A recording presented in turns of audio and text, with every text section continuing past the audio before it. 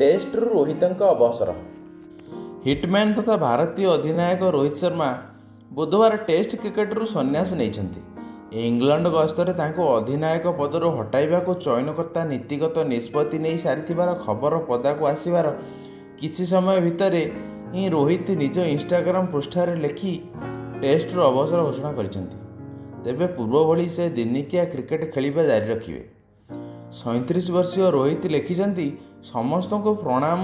ମୁଁ ଆପଣମାନଙ୍କୁ କହିବାକୁ ଚାହେଁ ଯେ ମୁଁ ଟେଷ୍ଟ କ୍ରିକେଟରୁ ଅବସର ନେଉଛି। ଧଳା ପୋଷାକରେ ଦେଶର ପ୍ରତିନିଧିତ୍ୱ କରିବା ମୋ ପାଇଁ ଗର୍ବ ଓ ଗୌରବର ବିଷୟ। ଏହି ଯାତ୍ରାରେ ମୋତେ ଭଲ ପାଇବା ଓ ସମର୍ଥନ ଦେଇଥିବା ସମସ୍ତ ମହାନୁଭାବଙ୍କୁ ହୃଦୟରୁ ଗଭୀରତମ କୋଣରୁ କୃତଜ୍ଞତା ଜଣାଉଛି। ଦିନିକିଆ କ୍ରିକେଟରେ ମୁଁ ଭାରତର ପ୍ରତିନିଧିତ୍ୱ କରିବା ଜାରି ରଖିବି। ରୋହିତ ପୂର୍ବରୁ ଟି20ରୁ ଅବସର ନେଇସାରିଛନ୍ତି। ଏବେ ଟେଷ୍ଟ ଛାଡ଼ିବା ପରେ ଏକ ଯୁଗର ଅବସାନ ଘଟିଛି।